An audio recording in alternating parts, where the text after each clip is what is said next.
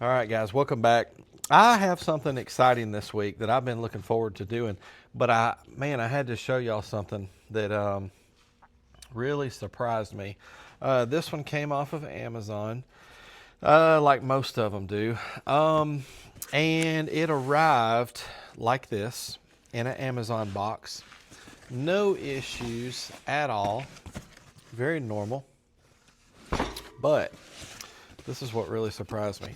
Inside this box, when I open this up, and this is something that I am very familiar with, was this box, right? That might look familiar to some of y'all, but check this out.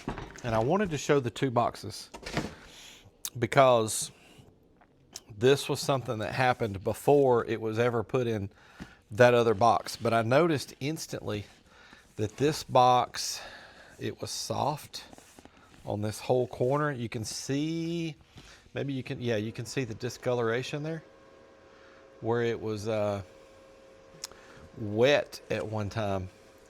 And the cardboard, you know, once it gets wet, it's not still wet, it's dry, but it's kind of like soft. And I was like, man, so these amps are coming from Suower, and I am extremely familiar with receiving amplifiers from Suower. I have never had one get wet. I don't know if this got wet on the way from China to here or wherever this was stored at, or if it was at the Amazon plant, I don't know. But this box was damaged before it was ever put in that other box. Just wanted to show that because, I mean, a lot of people wouldn't be happy about that. I've never had that problem at all. But I'm super excited to show y'all what we've got going on here. Yeah, so we are talking about the little brother to the WA2K. So Domanki, Domanki, I might be saying that wrong. I don't really know, but they started selling a couple different models of amps on Amazon. And as soon as I saw them, I knew where they were coming from. And I knew they were pretty good amps too, especially this one. This should be a solid little amp. I will say this, nothing inside here has any damage. Even the bass knob, the manual was wet at one time as well, but everything with the amp and the bass knob looks fine. That's that same bass knob that I was using with the original, well, and the Gen 2s, the red ones. I don't know. The new bass knobs that I'm using are plastic. This one's metal.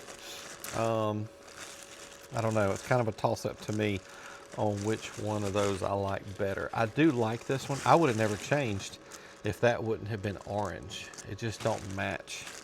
But let's get this out of the packaging and let's check it out.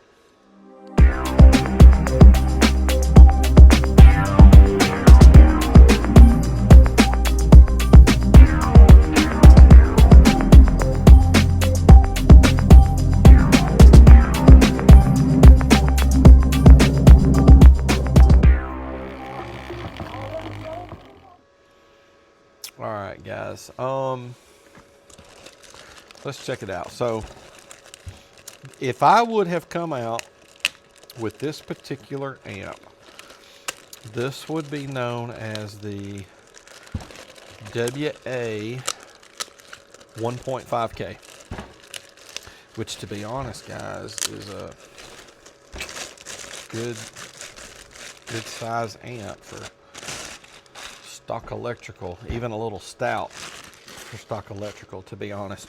What I like about the WA2K though is people are running that amp off of stock electrical with no problems, to be honest.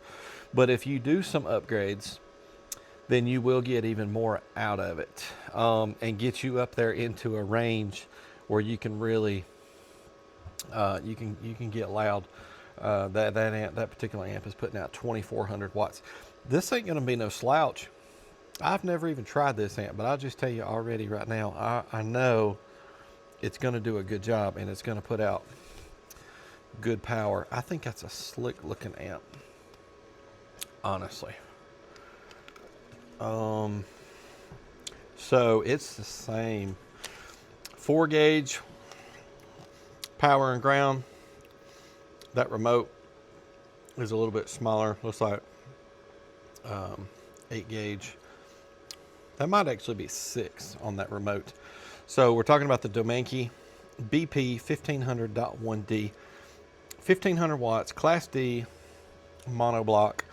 Y'all let me know if I'm saying that right. Domanki? I don't know. But on this end of the amp, we have the input and output RCAs. You can go in with both with no problems on this amp, or just use one. Doesn't really matter. It's a monoblock. You only need one in and you only need one out if you're going to go to another monoblock, but feel free to run both in with no issues. High pass 15 hertz to 80 hertz, low pass 80 hertz to 20,000 hertz, gain min to max, bass boost 0 to 12 dB. This is a full range amplifier. It would run door speakers. If you have a really big bass build and you want quite a bit of power for your door speakers, you certainly could do that with this. But keep in mind, it is a monoblock. You're not going to be able to fade to the left, fade to the right, fade front, fade rear. So it's best suited for probably subwoofers or a big bass build where you're going to run like just all your front doors, or maybe one door per amp. Run the other door off the other. It just depends on how big your build is, right? But if you're not worried about fading left and right, all that good stuff, most people are going to buy this for subwoofers. Check it out, the little 1500 with a fan. But this is a nice fit and finish on this amp. Y'all let me know what you think. But let's get this wired up. I'm going to take a look at that owner's manual for you as well. All right, real quick. So here's the ratings. It's the ratings for all the amps in this series, by the way. Feel free to check those out. I have changed the ratings on the WA2K. They're close, but you see here 800, 1310, 2077. Anyhow, but this is the amp we have today. 750 at 4 ohms RMS, 1150 at 2 ohms RMS, and 1600 at 1 ohm. And so it's a 1500, but they're telling you right here that it'll do 1600 NA for the fuse. And then just some general things here you can see. Look at this little bit of rust where that staple had got wet. Anyhow, very pretty basic. Let's get it wired up real quick, guys. I'm a little bit scattered today. I forgot to finish. Here's your plug-in for your bass knob. You do have a power clip and protect lights. I like when they're all separate like that instead of just one that changes colors or something like that. It is a monoblock. I like they have printed right here 1 ohm minimum. That way 10 years from now, 20 years from now, when that owner's manual is long gone, whoever winds up buying this at a yard sale, they'll know what the minimum impedance is. But 2 negatives, 2 positives, that's always nice to help you out with however you want to hook this up. And that's it. We looked at the other side.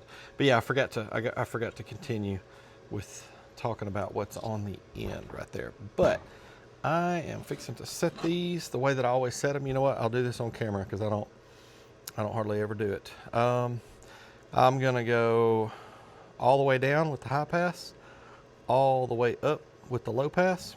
I'm gonna put the gain. Let's go about half. I usually go about 1/3 or 1/2 on the gain, just for my testing purposes. If I was to have this in my car, of course it has to do with the voltage coming out of your head unit. So there's not like a perfect answer for this, but usually somewhere between 1/4 and 1/3 is probably what you would use in your car. But we want to do our best to turn on the clip light on the AMM1. So we're going to put it right there. Bass boost, I turn it all the way down. If you're ever turning dials like this that don't have an arrow, like let's say this low pass. Let's say you had it like this, and you're like, oh, okay, I want to turn my low pass all the way up, and then you're thinking this is the high side or the max, and then you turn it to 200, and you're like, okay, that's up. That's not right. That is all the way up. See, we would have just been facing right here. So anytime you're fooling with your crossovers with it turned off, make sure that you're turning this thing until it bottoms out either way, so that you know which one you're actually pointing towards. But yeah, bass boost off, gain about 1/2. Let's go a little less than 1/2. Low pass all the way up, high pass all the way down. So that's going to allow us to play from that 15 hertz all the way to the 20K. And we're going to mostly be doing 40 hertz today. But I like to open the filters completely up, even way beyond what we're going to be playing through it, just to make sure that we're not limiting the amp in any way at all with the dyno run. That's why sometimes when we get over to the subwoofers, you'll hear some voices coming through the subwoofers, because I've got the filters still opened all the way up. If I was to adjust these correctly for subwoofers, you wouldn't hear so much of that, but I always just leave it alone for when we get over there. All right, let's get it wired up. All right, guys, here we go. The first test, 4 ohms, rated 750. We're starting off at 14.8. It's just barely, because it's toggling a little bit between 14.7 and 14.8. And we're going to capture our current. So 40 hertz is what we're going to do here. We're probably going to do just about all of our testing at 40 hertz. I may, when we get to 1 ohm, I may do a run at 1 ohm, playing 1 kilohertz just to see. But I know that just about everybody's going to be buying this for subwoofers. So anyhow, rated 750. Here we go. What's it going to do? Let's roll it up.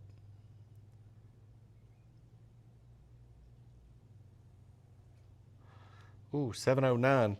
The voltage dropped to 14.6, and we pulled 70.3 amps of current. Just for the heck of it, let's roll that up again.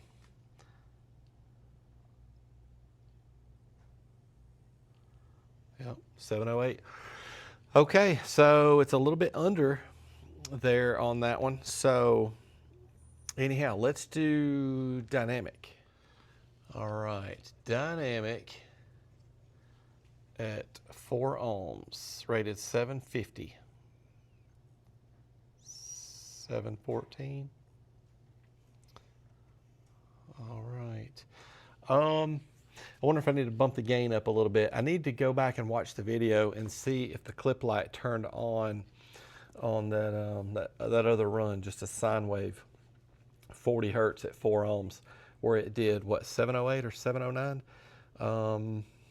I'll check that out. I'll let you guys know if we need to redo that test. But let's move on to the 2 ohm test. All right, here we go. And I went back and watched the video. Y'all already know the answer to this. But yes, we did turn that clip light on both times when it did the 708, 709. See, I would rate this amp different. I wouldn't have this rated at 750.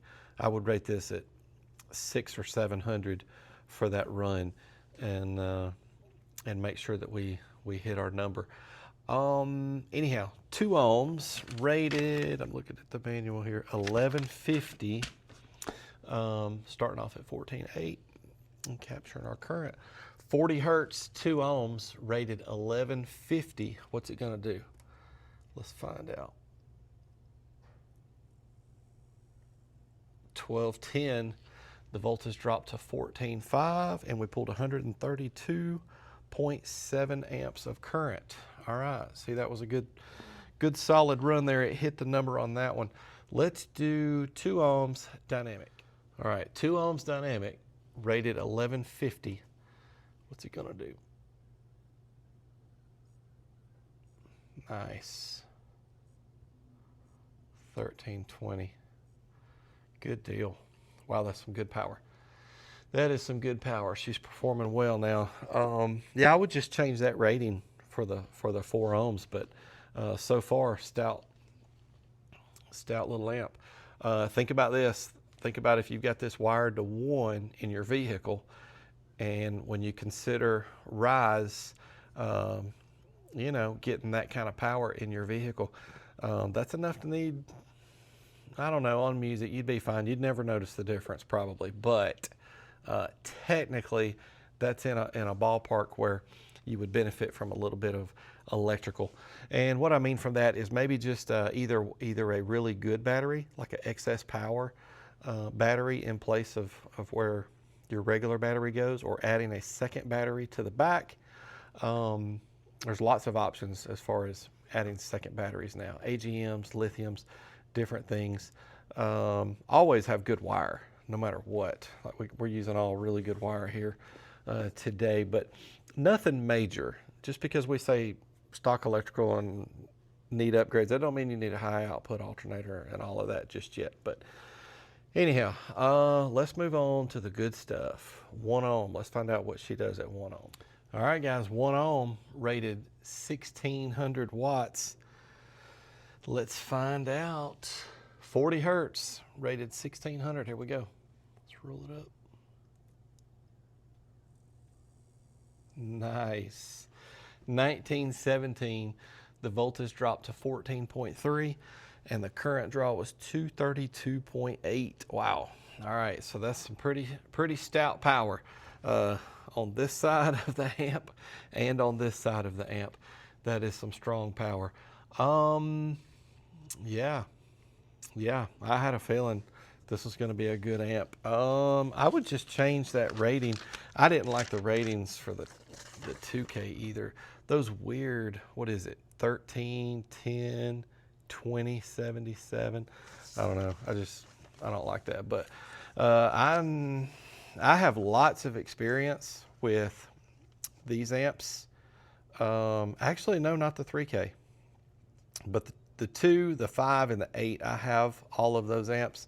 The 5 and the 8, I mean, I've told you guys, these are cool amps, and they do put out a lot of power. They just have a lot of protection built into them, and they don't perform well on the bench, which is a real shame. They would not have done those runs that you just saw this amp do, and that you've seen the WA2K do. They just don't. They go into protect way too early. There's a long story to it, but at the end of the day, they have a lot of protection built into them. We've had both of those amps in Skylar's Tahoe. They're loud. They put out great power. Those amps are part of the reason, it's a long story, but it's part of the reason why Skylar wanted to go back to the SFB 8K as opposed to that JP-53. It's really weird, but when we was playing around with those amps in his Tahoe, the way they were performing and his resonant frequency and all of that, like I said, it's a long story, but it made him realize he wanted to get rid of the JP-53, which is crazy. So they're cool amps. They perform well in a vehicle. They just don't do well on a test bench. And I couldn't come out with amps that were not going to perform well on the bench because of what my channel is about. It was, boy, I was really kind of heartbroken over that. But anyhow, I guess after today, it's only that 3K that I won't have any experience with. I'm probably going to sell this one. Honestly, I'd kind of like to keep it just because it's part of that same series of the WA2K. But to be honest, I'll probably stick it up on Marketplace and sell it. Anyhow, I got so many amps sitting around, it ain't even funny. I don't need to add another one. Anyhow, you know what? Let's zero this out I'm probably going to need to restart these. They're probably getting close to timing out. Let me get reset up here, and let's do a run at 1 kilohertz. 1 ohm, 1 kilohertz. Give me just a second. All right, 1 kilohertz, rated 1600. Let's see what it's going to do here. Let's roll it up. Ooh. All right, cool. It exceeded quite a bit too. Boy, you could hear those caps in there. I'm sorry, those transistors in there. All right, yeah, the voltage dropped to 14.3 and we pulled 227.8. You know what? While we're at it, y'all bear with me. We'll just do this in one take. Let me switch over.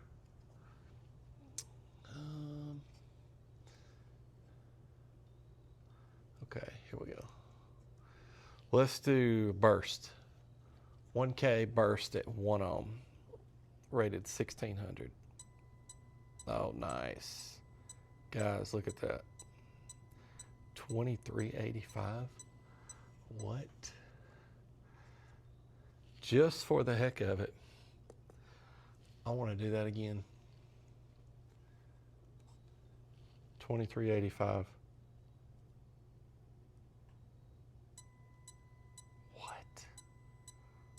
Wow, guys. That's cool. What a cool little amp. That is for sure. All right, we got to go listen to it, right? Let's put it on those, which ones? Are y'all getting tired of the SCAR 12s? Or y'all like the SCAR 12s? I don't know. Let's go do the SCAR 12s or the Sundown Audio E15s. Those E15s, keep in mind, are in a sealed box. The SCARs are in a ported box, but let's go listen to this thing.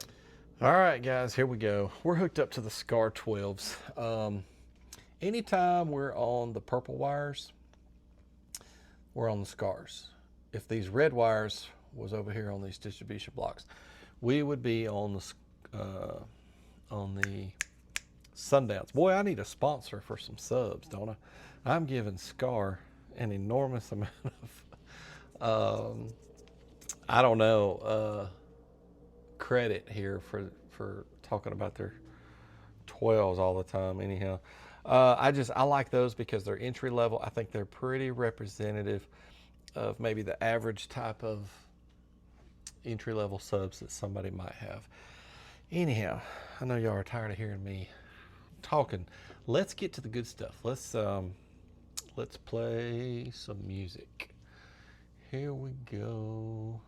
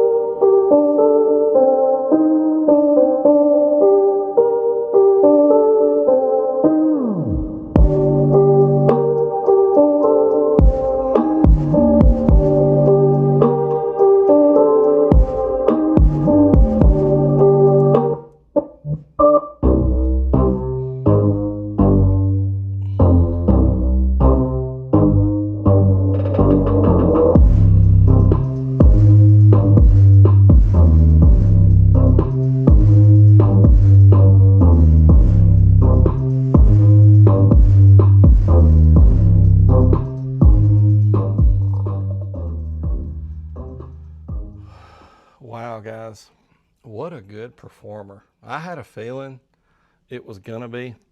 I like this amp a lot. Stick around to the end of the video. I'll talk to you about the affiliate link and what this amp costs. But man, what a good performer. You know, it's got me wondering, 1993, that's the year I was born. I'm just kidding. I graduated high school in 94. So the 3K, all right. I know that the 2K was good to go on the protection.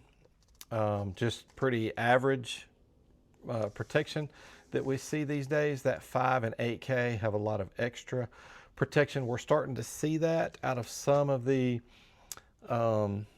full bridge amps. All of these are full bridge amps in this lineup. What is it? Some of the Tear amps are starting to have a lot of extra protection built into them. That's the kind of thing that's built into the 5K and the 8K. What I don't know, I know now the 1500 and the 2K are good to go for what most people expect and what you can do with one on the test bench. I don't know about the 3K. I don't know if it's going to have the kind of protection that the 5 and 8 have, or if it's more like the 1500 or the 2K. Why don't one of y'all come out with the 3K? Put your name on that and buy a big old stack of them. I'll buy one from you. Anyhow, guys, we got to look at the gut shot, and we've got to talk about price. So let me get the bench rolled back over there, and let's take the back plate off of it and look at the gut shot. But what do y'all think about that? Nice. If you've got the electrical to support this amp, that's what you can really get out of it in your ride. All right, let's get to it. All right, guys, here we go. It's the gut shot. All right, 3, 2, 1. Got the fan wire connected there. This fan this amp never got warm enough today for the fan to come on. Anyhow, this fan was not running today. I need to make sure the fan does actually work, because I know on some of the other models it runs at all times. Now it will ramp up and slow down based on the current, but this one was not running today. I'm assuming that this one don't come on until it gets warm enough to come on. But I thought I would mention that. That's why you never heard it running. And at first I thought, man, that thing is super quiet. And I looked and it was not on. But anyhow, it always surprises me these days what they're getting out of these small packages. The caps here are 100 volt, 2200 microfarad, 105 degrees. I'll take my time here and let you guys, I'll do a little flyover. You guys let me know what you see that you like or don't like. But anyhow, pretty standard for what we're seeing these days in a lot of the full bridge amps. So anyhow, let me get this put back on and we will fill out the card, talk about price. All right, guys, y'all let me know what you think about this one. This is a pretty cool little amp. I was pretty sure I was gonna like it. There's a lot of different numbers I could write down, but I want to write down that 1917 at 40 hertz, 1 ohm, uncertified. Guys, the price on this amp, so check this out. It's actually a little bit cheaper today than what I gave for it. I gave $109.99 for this amp on Amazon. I'll put an affiliate link in the description if you're interested in checking it out. And then with tax, I had to give $118.79. I looked just a few minutes ago, and right now it's $103.99, so $6 cheaper than what I gave for it. So pretty cool. Let me know what you think. I mean, $100, a little bit over $100 to get, you know, gosh. Price per watt, you guys chime in. There's some of y'all every week that'll chime in with the, you know, what that comes out to be. That's a good one. That's a good price per watt there. So let me know what you think about this amp. Yeah, I enjoyed doing this one. Guys, the next amp coming up is a viewer suggested amp. Please let me have your suggestions, because sometimes I get stumped and I'm not sure what I want to do, and a good suggestion just may come across, and that might be the next one on the channel. But anyhow, had a lot of fun with this one. Y'all let me know what you think. Check the affiliate link in the description. I'll also put a link in there for my website if any of you are interested in checking out the WA2K. I reference that amp a lot during this video. Most of y'all, I think, probably know what I'm talking about, but some of you may not. So click on the link in there for welshaudio.com and check out what I've got on my website. Guys, thank you so much for the support. Please keep coming back for more, and we'll see you next time.